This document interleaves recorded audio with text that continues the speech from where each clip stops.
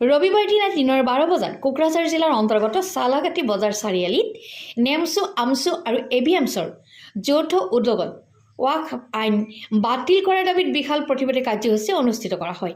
উক্ত অনুষ্ঠানত এবিএমছৰ কেন্দ্ৰীয় কাৰ্যকৰী সভাপতি মইনুদ্দিন আলী, নেমছুৰ বিটিআৰ ৰিজনৰ সম্পাদক অলিয়াৰ আলী, আমছুৰ কেন্দ্ৰীয় সাংগঠনিক সম্পাদক আতৱাৰ ৰহমানে উপস্থিত থাকি কেন্দ্ৰীয় তথা অসম চৰকাৰৰ উক্ত ৱাকফ আইন বাতিল নকৰিলে জংগী আন্দোলন কৰি তোলাৰ বাবে হকিয়াই দিয়ে। লগতে আমছুৰ নেতাগৰাকীয়ে ইউপিপিএলক 2025 বিটিচি নিৰ্বাচনত ইয়াৰ প্ৰত্যুত্তৰ দিব বুলিও হকিয়াই দিয়ে। উক্ত প্ৰতিবাদী কাৰ্যসূচীৰ জৰিয়তে বিজেপিৰ চৰকাৰ মুৰ্দাবাদ, মোদী চৰকাৰ হাই হাই, ৱাকফ আইন বাতিল কৰক আদি শ্লোগান দি উত্তাল কৰি তোলে। প্ৰতিবাদী কাৰ্যসূচী লৈছোঁ, যিখন ৱাকফ বিল ইতিমধ্যে পাছ কৰিছে। আমি ভাৰত চৰকাৰক আহ্বান জনাম, ধৰ্মীয় সংখ্যালঘু বা মুছলমানসকলৰ সম্পত্তিৰ ওপৰত কোনো ধৰণৰ যাতে তেখেতসকলে আশা নকৰে, যাতে হস্তক্ষেপ নকৰে, তেখেতসকলে এই বিল অতি সোনকালে ঘূৰাই লওক। অন্যথা কিন্তু আজি মুছলমানে আপোনালোকে দেখা পাইছে, গোটেই ভাৰতবৰ্ষত মুছলমানে চুকে কোণে যি ধৰণৰ আন্দোলন আৰম্ভ কৰিছে, এই আন্দোলন কিন্তু অকল আন্দোলন হৈ নাথাকে, একেবাৰে ৰাজপথ কিন্তু উত্তাল হৈ যাব। আমি আজিৰ এই প্ৰতিবাদী কাৰ্যসূচীৰ পৰা অসম চৰকাৰ তথা কেন্দ্ৰীয় চৰকাৰক আমি হকিয়াই দিছোঁ। আমি জনাব বিচাৰিছোঁ যে আমি আজিৰ পৰাই এটা সিদ্ধান্ত ল'ম যে ইয়াৰ পিছত আমি গোটেই জিলা বা কেন্দ্ৰীয় ভিত্তিত গোটেই অসমজোৰা তীব্ৰ আন্দোলন গঢ়ি তুলিম। এই ৱাকফ বিল কোনো পৰ্যায়ে আমি মানি নলওঁ, এই আইন বাতিল কৰিবই লাগিব, যিকোনো পদ্ধতিত বাতিল কৰিবই লাগিব। আমি ইতিমধ্যে আইনগতভাৱেও যুঁজাৰ কাৰণে প্ৰস্তুতি লৈছোঁ।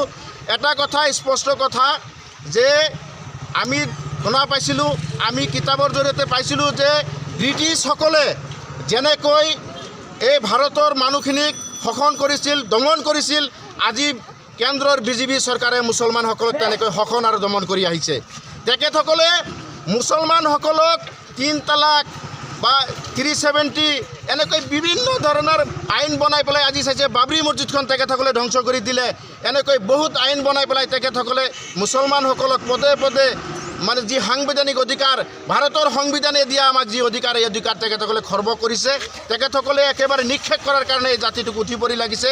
গতিকে বিজেপিৰ চৰকাৰৰ এনে মৈমতালি, তেখেতসকলৰ এনে উদ্ভণ্ডালি, তেখেতসকলৰ এনে মনোসজা কিছুমান মানে চিন্তা চৰ্চা যিবিলাক মানে তেখেতসকলে কৰিব বিচাৰিছে, এইবিলাক আমি কোনো পৰ্যায়ে সফল হ'বলৈ নিদিম। আপোনালোকে জানে মুছলমানৰ যিটো সাংবিধানিক অধিকাৰ, ৱাকফ বৰ্ডক যিমানখিনি ভূমি সংবিধানৰ জৰিয়তে দিয়া হৈছিল, সেই ভূমিখিনি মানে খৰ্ব কৰাৰ কাৰণে ইতিমধ্যে খৰ্ব কৰিছে অসম তথা ইণ্ডিয়া গভৰ্ণমেণ্টৰ যিটো ৱাকফ বিল মুছলমানৰ এগেইনষ্টত বনাইছে, এই বিলক আমি প্ৰথমতে বিৰোধিতা কৰিছোঁ, ধিক্কাৰ জনাইছোঁ আৰু গৰিহণা দিছোঁ। আৰু এই বিলৰ জৰিয়তে ধৰ্মীয় সংখ্যালঘু ৰাইজক কিমানখিনি মানে ক্ষতি মানে ইণ্ডিয়াৰ মুছলমানক কৰিছে, সেইটো আপোনালোকে ভালদৰে জানে। আৰু এই ৱাকফ বৰ্ডৰ যিমানখিনি ভূমি আছে, এই ভূমিখিনি কোনো চৰকাৰে দান কৰি দিয়া ভূমি নহয়। এইটো ভাৰতবৰ্ষ যেতিয়া স্বাধীন হৈছে তাৰ আগৰে পৰা এইখিনি ভূমিক মুছলমানক আগৰ পৰাই দিয়া আছিল, আৰু সেইটো সংবিধানৰ জৰিয়তে মুছলমানক অধিকাৰখিনি দিয়া হৈছিল।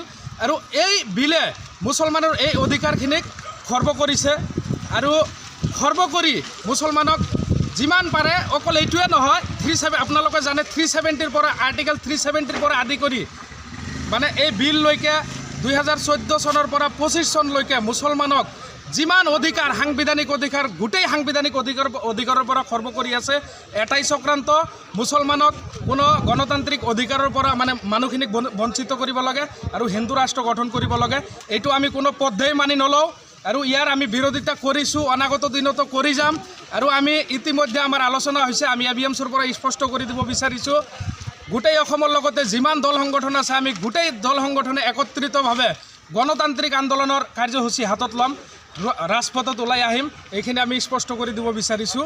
আৰু লগতে মই বিটিআৰ গভৰ্ণমেণ্টক আহ্বান জনাইছোঁ যে বিটিএডিত আমাৰ ধৰ্মীয় সংখ্যালঘু ৰাইজ ছেকেণ্ড লাৰ্জেষ্ট পপুলেশ্যন, আপোনালোকে জানে।